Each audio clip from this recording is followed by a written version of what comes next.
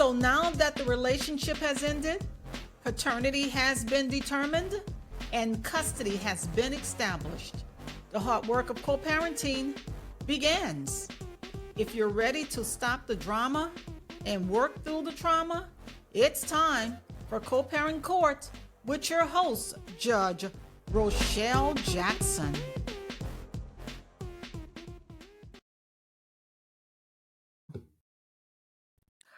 Welcome to Co-Parent Court, the court where parents forget the drama and work through the trauma. Today, I am doing a solo podcast. I am your host, Judge Rochelle Jackson, and thank you for joining me today. Today, I want to speak with you or talk through two major issues that I've identified, or conflicts, I would say, regarding co-parenting. One I'll raise from the father's perspective, and the other from the mother's perspective, and what I see happening in terms of the conflict. So let's talk about the men for a moment. Typically, and I've discussed in the past, and I'll share briefly again as my approach to identifying conflicts and trying to navigate where people are in terms of processing and moving toward an effective co-parenting relationship. So, as I've stated before, when people get together, couples get together, and they're in this intimate relationship lane, and through that lane and through that relationship, they create a child together.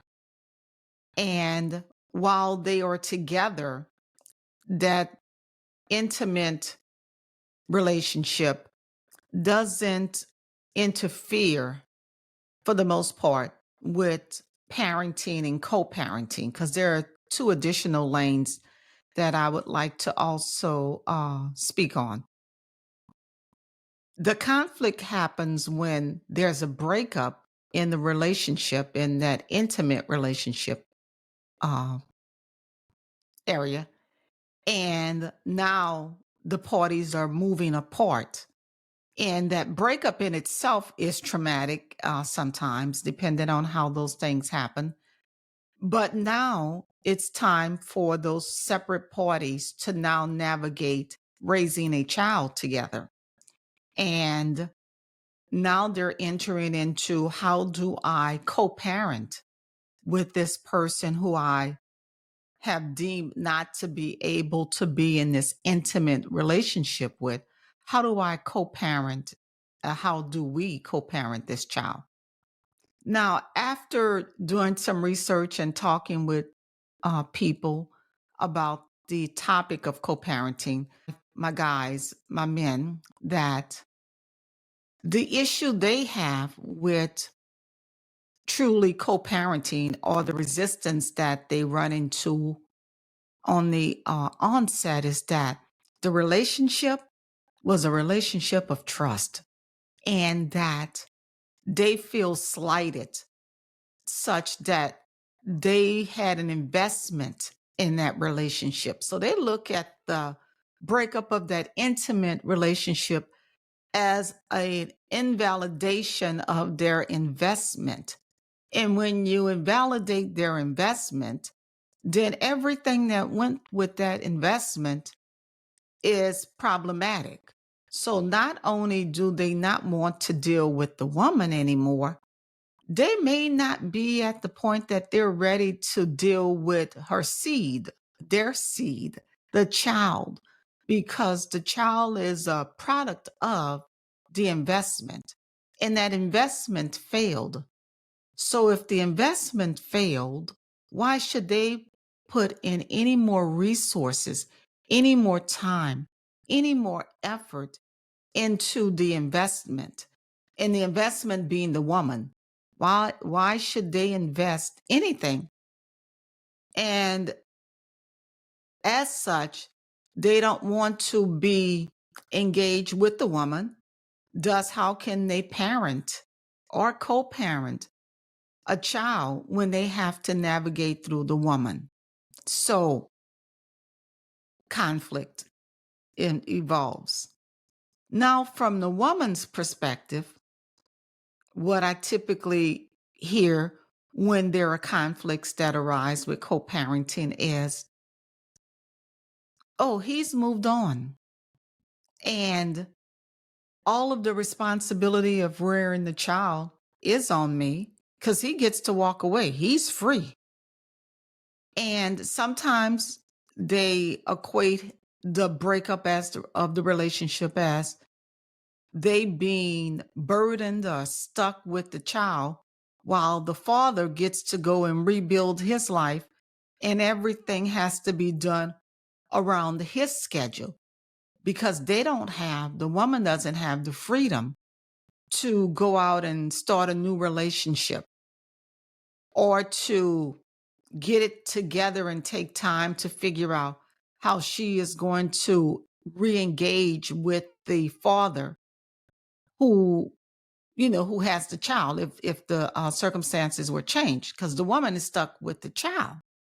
So you get the conflict of he's free and I'm stuck. And once they move behind or realize their position of, oh, I'm stuck, then it becomes, oh, he gets to go and rebuild a relationship. And now this other party, another woman he's with, and he has forgotten about his responsibilities and his child and the need of co parenting. And as long as he's with that other woman, then he cannot be with the child. Now, all of this stems from the broken relationship. So the challenge to people who have decided that they're going to end an intimate relationship is, how do they push forward?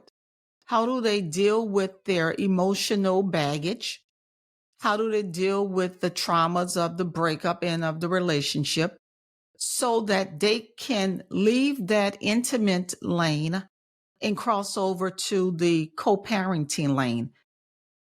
And that is a big challenge for many people who get stuck, um, not being able to navigate those two lanes. And I want to speak on briefly the lane of parenting, because the parenting role is the role between the parent and the child. And when you are having conflicts with the co parenting issues, it bleeds over to the parenting role. And how do you communicate with the child? And how do you make sure that your child gets to see that you are fighting for him or her, you're advocating, you're supporting, and you're present for that child, while at the same time you're navigating the broken relationship, you're dealing with conflicts and co-parenting, and you may also be abandoning your role as parenting. So three different navigations going on at the same time, and thus broken society, broken families. And the only way through is with dialogue and reflection, and a reflection from the aspect that we all have issues. We all have some trauma that we bring into relationships that we refuse to recognize and to work through. And the hope is that as you reflect on, okay, I have all of this baggage, I have all of these issues. How do I still be that present parent to make sure that my child is getting everything that he or she needs from me? Does it require that you receive some professional assistance? And that may be where you are. And you have to recognize that you cannot do it alone. And nobody can do it alone. All of those voices that's in your ear that speaking against what you know you should be doing, even though you don't know how to push through it, requires that you do something different. And sometimes doing something different is not easy. We recognize that. I hope that you recognize that what you're doing is not working. And even when you don't know what to do, you use your good sense to say, let me figure it out, and not figure it out with people who are just spewing information, but with people who you can research and they could verify through their trainings, through their expertise, through their lives, that they're not telling you what to do, but they're giving you options of what you need to perhaps explore. And you intrinsically, through your self thinking, through learning, through putting time in, through investing in yourself, another move that you could navigate to get different results. Now, that's the challenge of life itself, no matter what topic you speak on. If you want to advance in anything, you have to figure out where you are, where you want to be, and what strategies, what plans, what goals, what time you're waking up in the morning to push through. If you got the hustle of selling cake, baking cake and selling cake, what kind of cake you making? Where are you going to push the product at? Who are your customers? It's the same thing with parenting and co-parenting. If you believe that your child would be in a better position emotionally, psychologically, physically,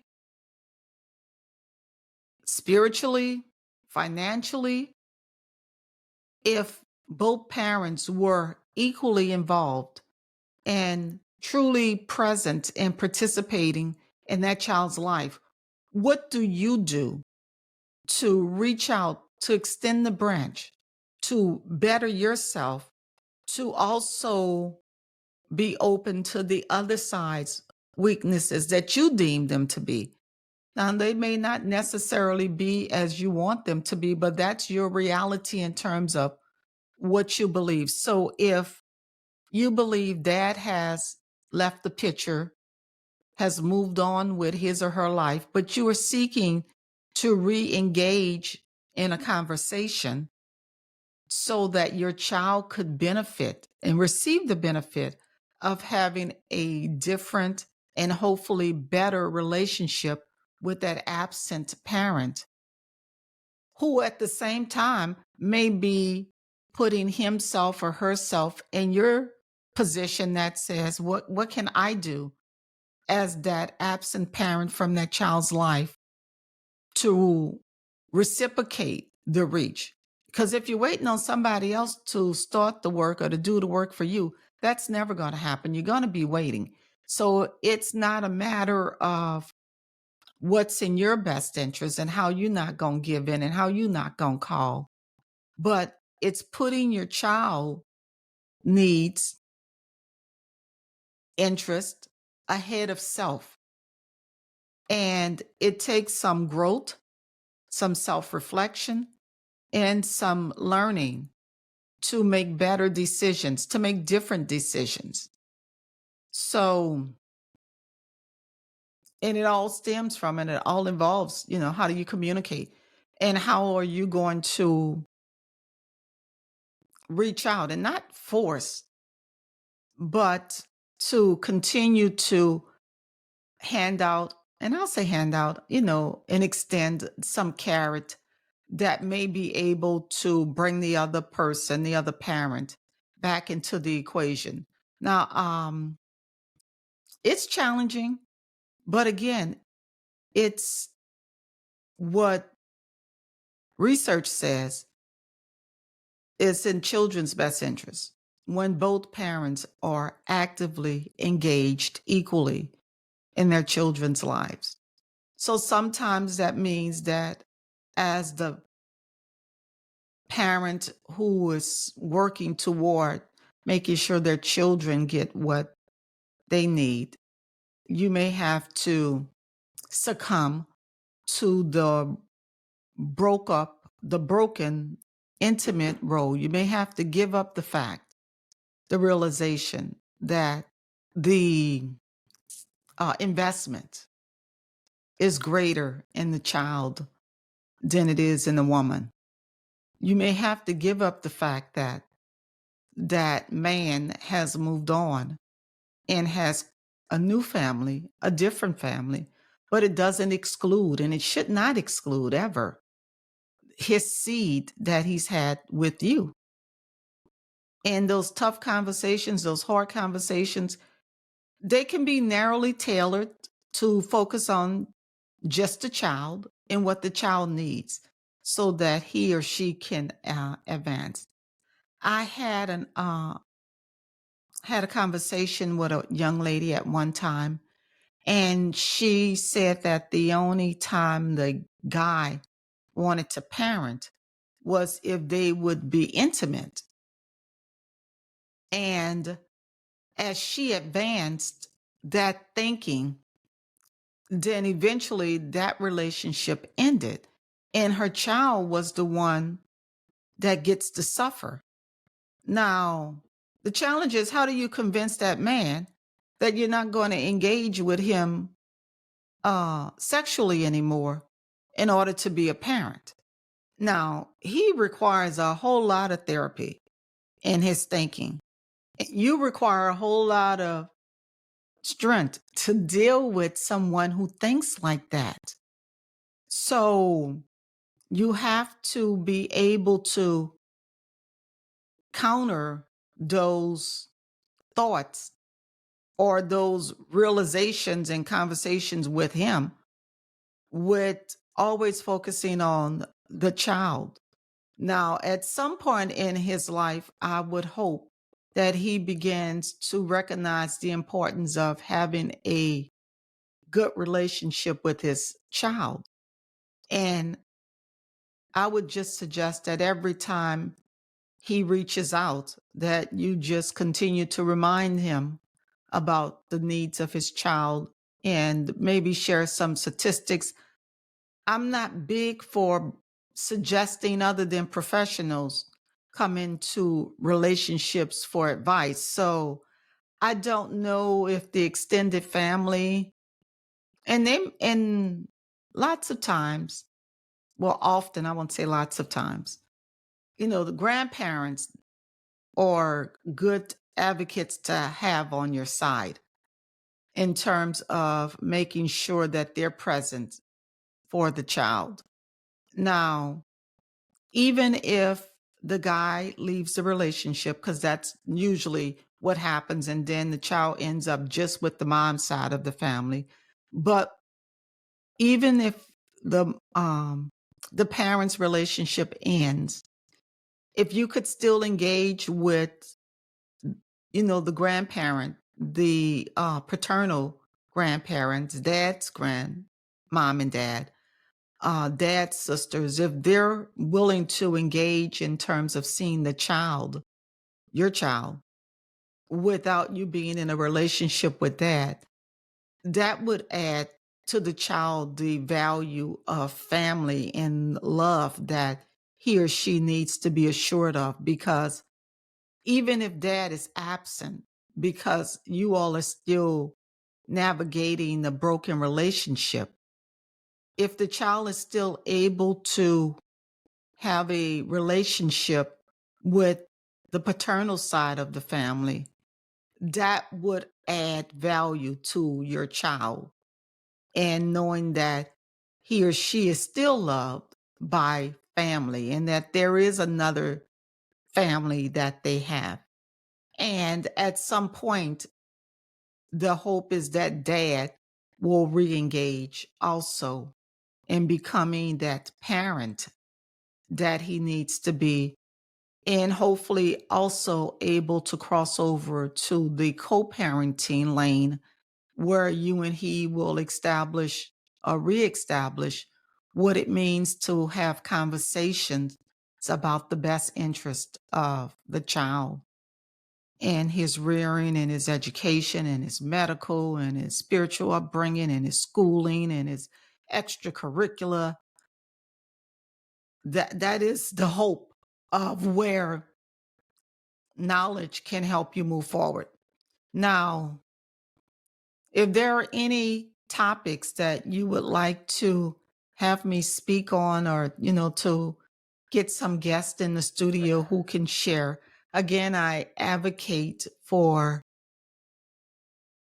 support the position of making sure that you as a parent get the expert support that you need, the professional support that you need for navigating broken relationships when you're stuck.